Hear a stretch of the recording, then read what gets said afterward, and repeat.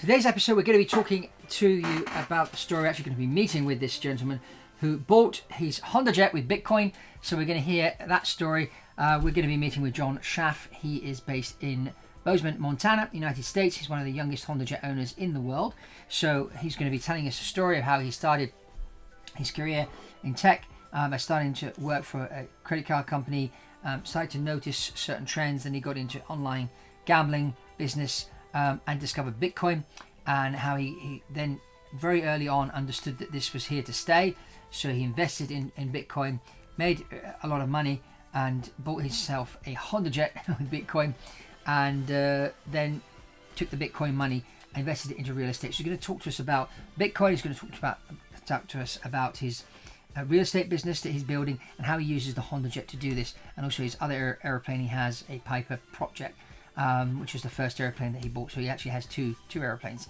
So we'll hear this and lots more from our meeting with John Schaff. He's a very interesting guy. So if you haven't subscribed to Biz Jet TV, subscribe to the channel, give us a thumbs up, comments. Also, we love to hear from you.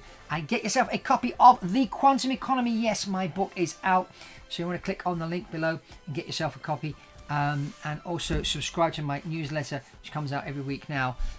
Lots of information there about business aviation on the newsletter, and also check out my articles in Avbuyer magazine. You can click on the link below. I'm writing an article a month in here, and it's very interesting. Lots of information about private aviation in here. There's also a few aircraft for sale in there too, so I'm sure you'll enjoy that. So let's get into the interview now with John Schaff. Off we go. During high school, what kind of jobs did you do afterwards in university, and how did your career start basically? No, I know as of a year ago, I was the youngest owner, an operator. Now things might have changed in the last year. I don't know, but that's at least what Honda tells me. So, so high school, I went outside Philadelphia. I went to Emory University, econ and chem, pre-med major, wanted to be a doctor, and somehow found myself at Capital One doing. I helped design the mobile app. We didn't have a mobile app actually when I was there. So you went from crazy, possibly being a doctor to doing a mobile app for Capital One. That's interesting. Yeah, I did all the pre-med courses. I was ready to go to med school, and I wasn't, but something wasn't ready. So I part of me wasn't ready, and it probably was honestly the best decision I made. I wasn't cut out for it. So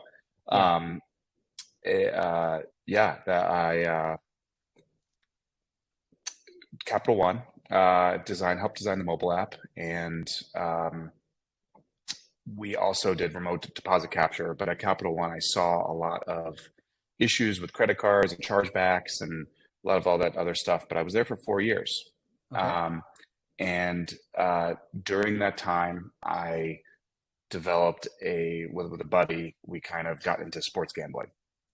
Okay. And we started beating offshore books and sports books and stuff like that, and offshore casinos. And when we would get paid with a check or even a wire, and they saw that we were sharp and we were beating them, they would withdraw that even up to 90 days later, even maybe up to 6 months later. If it was a check, they could figure out how to reject that payment. Oh. And but when we got paid, this was about 2012. When we got paid in something called Bitcoin, as I thought it was pronounced at the time, it was a one-way transaction. It was good as cash. Like, we didn't have to get worried about being charged back, essentially. That thing, it turned out it was pronounced Bitcoin. Now everyone's heard of it. And I started believing in it pretty heavy, and opened up Bitcoin ATMs in Philly and New Jersey, and invested my time, and ended up quitting Capital One. And went full time into Bitcoin, developed a margin lending bot, which basically, if someone wants to go on margin, they would have to borrow the underlying asset, which is in normal exchanges, in stocks, they don't actually have to borrow underlying asset to short or to go long, but created a margin lending bot, and that did well for a bit. And then when the meteor, I think my first property I bought was in 2017, started diversifying into real estate. And I had, since we're talking about planes, I guess I was in San Francisco. I shared a Mooney, half share of a Mooney 1969 Mooney M20F. Yeah. Then I went to Bonanza, and then that couldn't fly in any icing in Montana where I was then. And so I bought a turboprop, Piper jet prop, which is like cut the nose off of Malibu. and Yeah. put on a PT6, and that's a pretty cool plane. I still have that plane, Yeah. Oh, but good. yeah, figured I'd stretch myself, and I bought a Hondajet in 2021, Yeah. and probably the best deal that's ever been. I don't think I could afford a Hondajet now, the meteor price increase, but I am impressed with it every time I fly it. Yeah. Yeah. So you really, your experience with Capital One is what allowed you to start to understand payments and everything, and then you fell on this Bitcoin thing almost by chance when those people started to pay you in Bitcoin, as you called it. And then you figured, well, with my experience with Capital One, this Bitcoin, it seems like it's the future. Oh yeah, I mean, we in Capital One, we saw chargebacks were a big issue at Capital One. I mean, when you're a merchant and you take credit card payments, you can't trust that. I mean, in high value, high risk transactions, credit cards are really risky. Art transactions, where once you give that product and you can't replace it and there's no recourse, they charge back on the card, and that's the merchant's problem. So we saw that at Capital One. I saw the difference. I don't know if now chip is very common, but back then it was all swipe. And what chip did was it now made the risk on the merchant. So if the merchant took a bad card, that's on the merchant. It wasn't on the credit card company anymore, and that was what chip did. Yeah, that definitely helped. Came in from the payment side into crypto. Yeah. So you got into real estate. What made you? So you sold a lot of your crypto, and you thought, I'll pour it into houses. What did you buy? Houses, apartments? What was your initial strategy with real estate? Yeah, good question. I specialize in short-term rental real estate. I don't know why I had so vacation rentals. Rentals or Airbnb? Airbnb, Barebow, short-term rentals, and vacation destinations. Now you might see in the news, oh wow, short-term rentals are down. Yes, people aren't going to Denver anymore and staying in an Airbnb. They'd rather stay in a hotel. But if you want a lake house, I mean, those kind of vacation rentals have been around before Airbnb and Vrbo. So that's what I specialize in. We are in the New West, meaning Coeur d'Alene, Idaho, Sedona, Arizona, Lake Tahoe, areas like that, Big Sky, Montana, Bozeman. That's where we are right now. So those kind of areas still do really well. So what do? You buy single family home? Do you buy a house or apartment or a mix of both? Mix of condos and single family homes, mostly single family homes, because our strategy is approachable luxury. So if you really nice place, but if you divide it up by the number of people, it's still cheaper than a hotel room. And that's pretty, even if the economy turns, people are still going to go on vacation and they're going to look for deals. And now, and that strategy works even with a downturn. Now with the rates going up, our acquisitions have definitely slowed down. We're being more picky. But it still can pencil out. And if it pencils out with the rates at 7%, when you refi it at 4%, it'll work even better. So, yeah. Okay, good. So when you say, so you're aiming for people like two families that decide to go on a vacation together and they'll rent one of your houses, and there's like 8 of them, instead of going into 8 hotel rooms, that they rent the house. That's the kind of property that you've invested in. Yeah. We look for properties with 4 or more bedrooms. The strategies. It's mainly meant for families or gatherings and people that want a little. It's not like super luxury. There's super luxury out there, like Airbnb Lux. When you're looking at $20,000 a night, rentals. Our rentals are roughly around $1,000 a night, but it's still cheaper than a hotel room. Yeah, roughly. Yeah, and the area that you're concentrating in is the western part of the United States. Yeah, New West. Yeah. So tell us about. So obviously you're using your jet to go out and do deals. So tell us about a couple of situations where if you hadn't had the jet, you wouldn't have done the deal. Yeah. Tell us this. Oh boy. Well, there's a bunch of investors that we had over in Bozeman, and we wanted to show some of our properties because they were looking to invest and for us to grow. We went from, I was actually just doing my logbook and I saw these. We went from Bozeman to Salt Lake to Lake Tahoe we stopped in Seattle and Coeur d'Alene. I mean, and this was all in one day. I mean, it was probably not making the right. Look at houses, or you stopped for fuel? No, you stopped to look at houses. No, look at houses. No, the Hondajet can make it anywhere in the West Coast. The Hondajet can make it. No, we stopped to look at to either pick up someone to look to potential investors to look at the houses we stopped and I mean the amount of stops that we made and how easy the Hondajet is to just get going. I mean, from I can get initialized within 5 minutes, and then it's ready. It is, and the dispatch rate. I can tell you exactly. I have about 800 hours in the Hondajet as PIC in my Hondajet, and I have yet to not go because of an issue. You did these hours in 2 years or 3 years? 2 years. I've been flying a ton. Flying for private airplane. Yeah. I just had to get the 1,200 hour on my plane done. So every 600 hours in the Hondajet, it's a big inspection. They tear it all apart, like to the bones, and that's I guess the phase D or something like that. That's equivalent, but that's called a 600 hour for the Hondajet. I just had that done. Okay, good. So you're not only investing on your own in real estate, you've got partners that you team up with, because you mentioned investors. So it's not just you. So for some properties, yeah. Okay. It depends. So, these people, we're looking to expand. These guys don't have a private jet, but you do. Correct. Actually, it's seen as a big plus because we can get to the areas very quickly. So most areas that we like to purchase in are accessible by an airport. It doesn't have to be and also, by the way, other than Salt Lake, all these areas they did not have a commercial operation. So not only could we couldn't do it even if we're taking commercial. You live in Salt Lake. The schedule. You live in Salt Lake.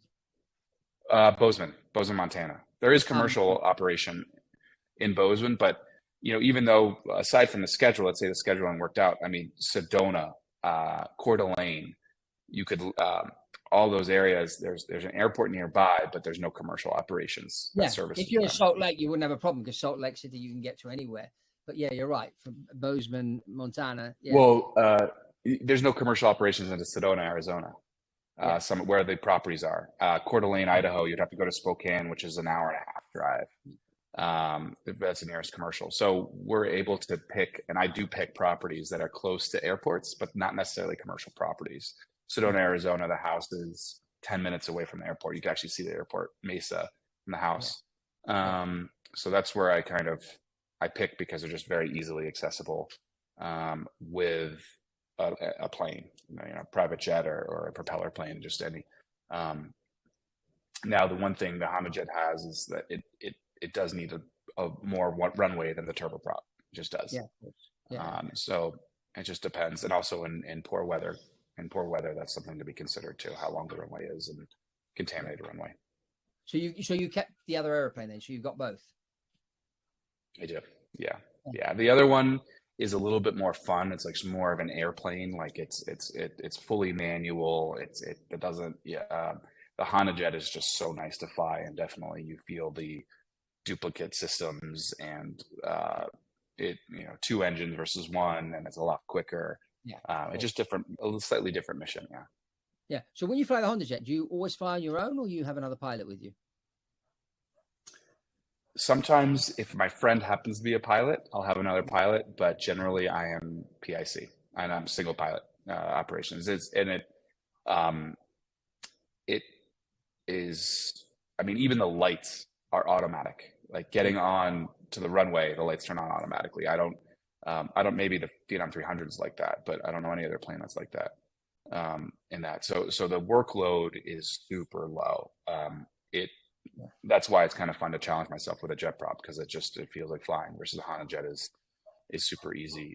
The one thing is just the ground operations are just a little bit funky, but after 100 or 200 hours, it's pretty You got it down. It's just that initial phrase. That's why. So I do what like we are see there have been excursions with Hondajets and issues of people going off the side of the runway or going out of in the end of the runway. Usually contaminated conditions, short field, new pilot. Those are the three conditions that make that. And so in September, I don't know when this is going to be filmed, but any Hondajet owners or potential Hondajet owners or pilots, we have a conference at the end of September, and it's our safety summit annual convention that I'm actually on the board for. So we're trying to make the Hondajet even more safer. I've been talking to some of your people about that because I've covered a lot of the accidents on Biz Jet TV, so yeah, I mean coming in high fast, and then you land and the brakes don't kick in and you end up going off the end of the runway. That happens a lot. Small tires, small brakes. Yeah, and you know, going around is not a bad thing. Admitting that you've come in high or fast, it does happen, even to the best. It's like when a soccer player misses a penalty. Top soccer players miss penalties as well. So it's understanding that you're getting yourself into a situation where you messed up, just press the button, and the 737 you press the button and you do your go around. Yeah.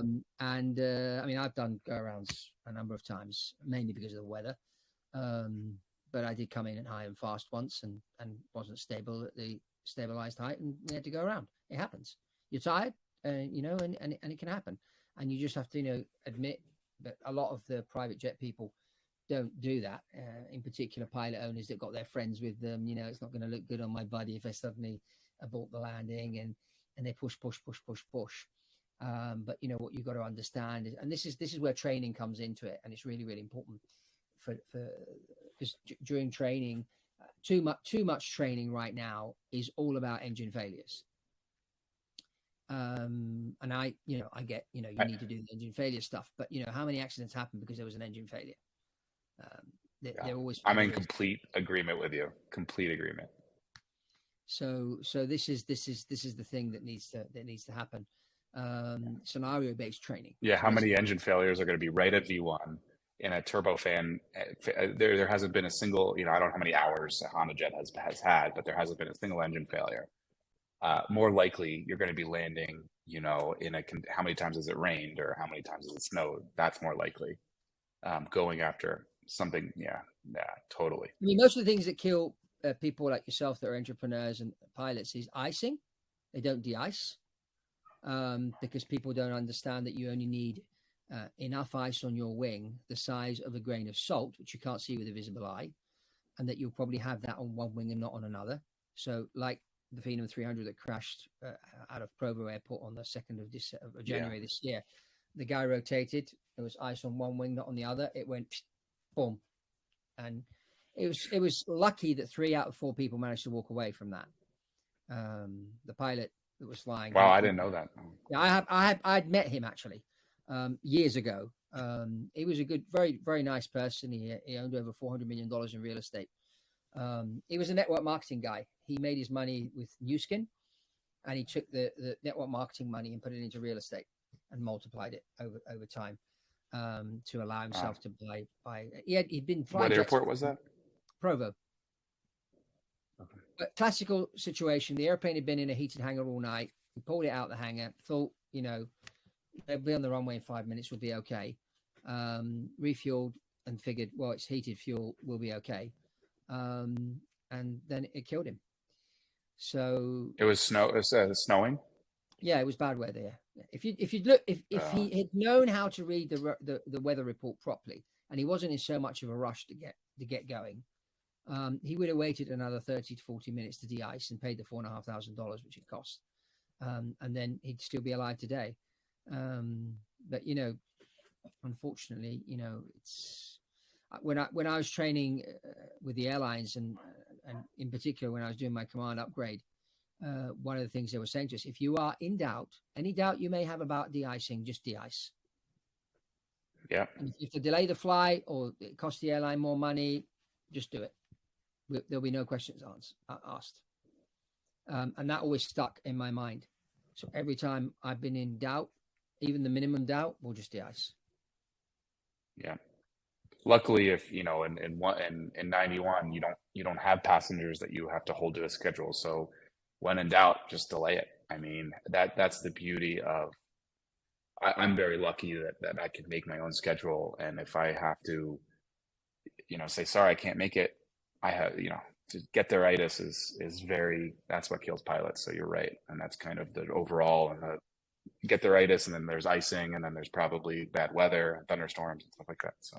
Yeah, I mean, the whole thing. I mean, I get, obviously, Mr. Entrepreneur that flies his own airplane is, I'm going to do this deal. I've got this meeting to look at this new piece of real, and you've got that on your mind, and then you've got to fly this plane to get you there. And so it can be difficult sometimes to sort of separate these two roles between the pilot and the entrepreneur.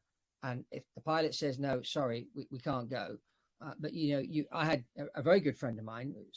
He was both an airplane pilot and helicopter pilot. And he was flying the owner of a football club here in England, Leicester Football Club. And what they did is they used to land outside the stadium before the match, and then they'd take the boss in with a car. And then, because they couldn't land in the stadium when there were people in the stadium.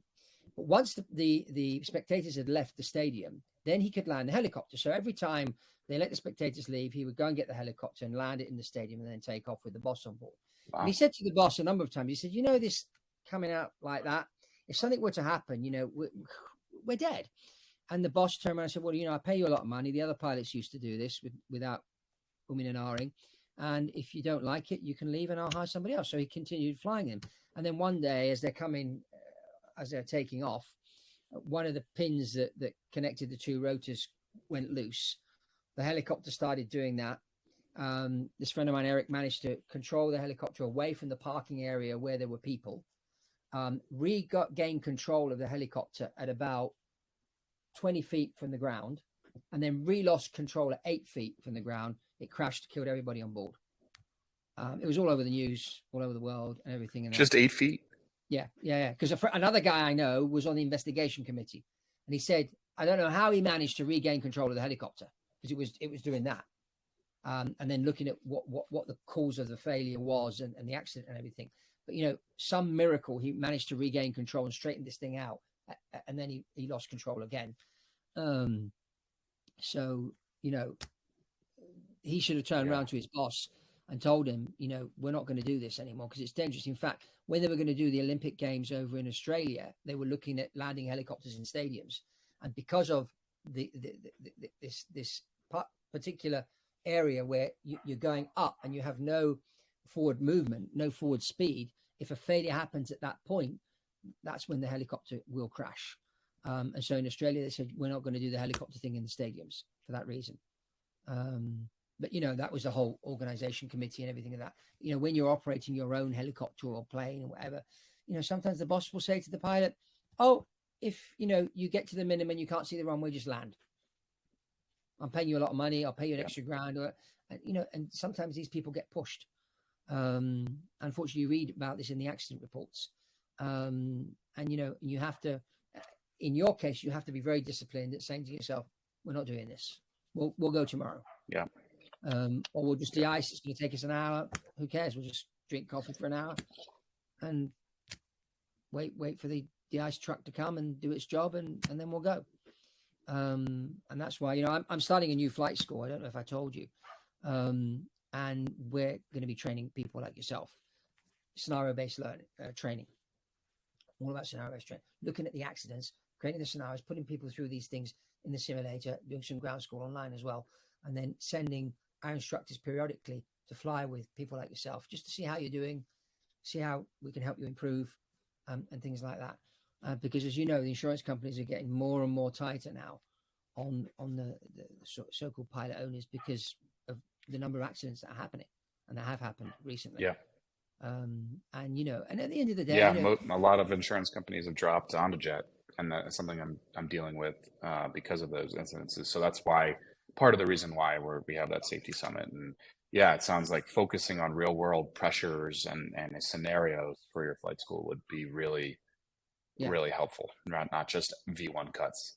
Yeah, exactly. So that's, I think, is really, really important.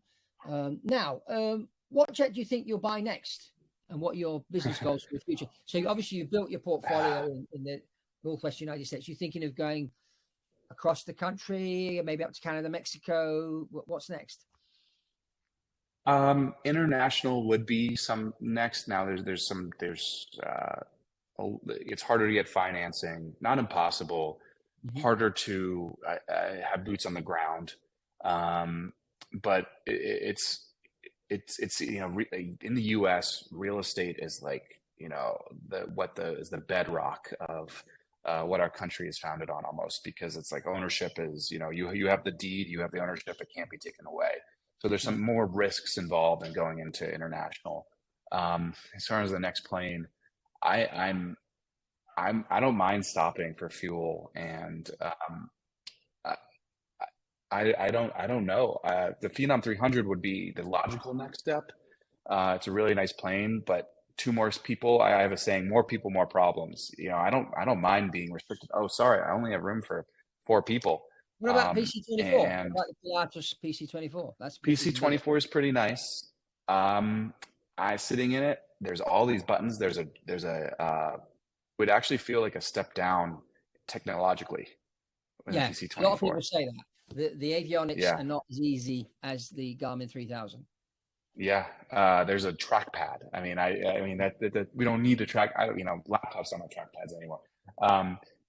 There is a rumor that it's moving to Garmin. I think it has to move to Garmin eventually. So we'll see. PC-24 is other than that, a front to the cabin where we're hanging out. Sometimes when I have another Hondajet pilot up front and I get to go in the back, I'm like, man, this is pretty nice. What am I missing? Yeah. The 24 has a really nice cabin. I mean, but I care about, selfishly, the front. It's very big too. It's very comfy at the 24 when I sat in it. It's just the avionics, but good range. 24 is definitely something that I would look into, but I'm very happy with the Hondajet right now. I mean, everybody the speed, is. Everyone I speak to that owns a Hondajet say the same thing. They're all very happy. So I'm more thinking about, I guess you're more Biz Jet, but I'm thinking I'm an L39. That's kind of what I'm looking at. Oh yeah, that's cool. Yeah, that's cool. Yeah, so the more not as practical, not practical at all, actually. Probably zero practicality, but more fun. And looking for partners into an L39 right now, or something like that. I don't know. That's probably a good start. For you, and I'll tell you once we finish the interview. Something else I'm up to. I'm sure you'll be interested. No, the real estate in the US is interesting. You say that because I know Grant Cardone quite well, and I had Ryan Secco on here, his pilot / vice president now, on here a few weeks ago, and I've interviewed Grant a number of times. And Grant tells me, he said, I've been all over the world. Every time I go to Dubai or London or Amsterdam, I always go and look at property, or real estate, as you guys call it. And at the end of the day, the United States is the best place in the world to invest in real estate. Yeah. I mean, the fact that, you can actually buy a house from somebody and buy the house, but they keep the mortgage and you pay them the mortgage. There's so much more flexibility in the bureaucracy of the deals that, you can't do that in England. I mean, in England, if you go and buy a house from somebody, they pay their mortgage off. You can't go and take over their mortgage. It doesn't happen here because of the regulations, and you have to qualify for the mortgage. And while in the US, you can do all sorts of stuff. You can be very, very creative, and the US is a very big place. I mean, here in Europe, if we want to count the UK part of Europe, I mean, there are like 29 countries that speak 29 different languages that have 29. So there you are. You're investing in Budapest. And you're going into Budapest, in Hungary, and they speak Hungarian, and all the information on the contract is in Hungarian, and you need someone to translate it for you. Then the next day you're going into Paris, and it's all done in French, and they have different. I mean, it's just, well, in America you've got a very large space, lots of houses, and lots of opportunity. So yeah, I understand.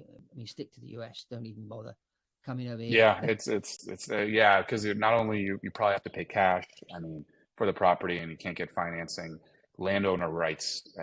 The reason why real estate is it's the best risk adjusted investment you can make. Maybe could you make more investing in car washes? Sure, but the risk is a lot higher than real estate. I mean, adjusting for that risk, and now going international, it adds additional risk. Is it a 100-year deed versus you don't actually own it, and maybe it's just a lease, and it goes back to the government? Now in 100 years, maybe it doesn't really matter. But we have run into that issues where we look in Mexico and it's really a 100-year lease than ownership, and in the U.S., ownership has somehow stayed rock solid, and for better or worse, that makes it a very good investment. Yeah. So what about Bitcoin? What are your involvement with Bitcoin and other cryptos these days, or is that the past now for you? It's not completely the past.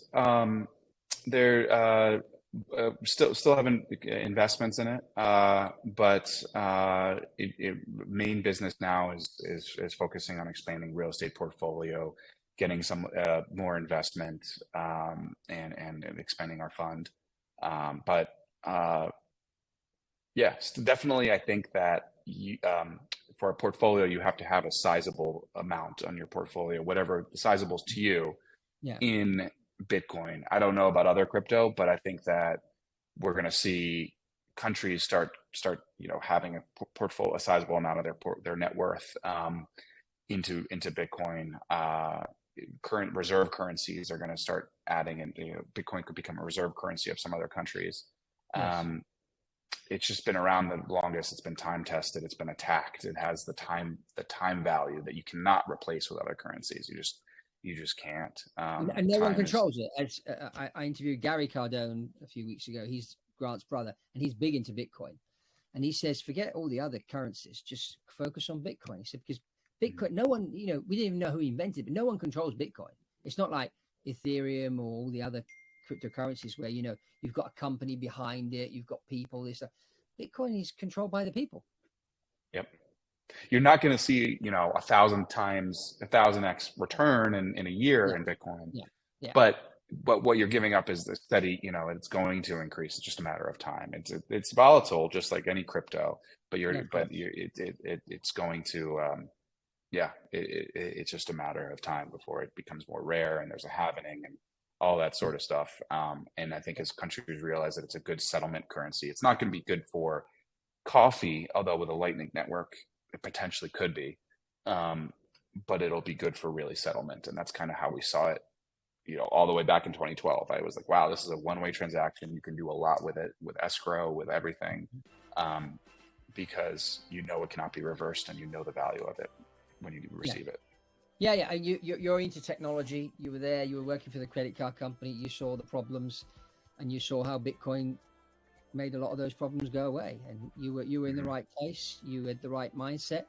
You understood the opportunity, and I think you're doing the right thing is pulling money out and buying real estate, because that's something physical you can see, you can sit in it, you can touch it, while Bitcoin is like stored out there in cyberspace. And suddenly, the electric grid were to go down, you still have your properties. Yep. Yeah, they're kind of the opposite, right? Yeah. I kind of like that. It's very, also, very wise. Wise investing there. Thank you very much, John. Thank you for your time. Thank you for being here on the show. Well, you made it to the end of the video. I hope you enjoyed this chat with John Schaff, the Hondajet owner.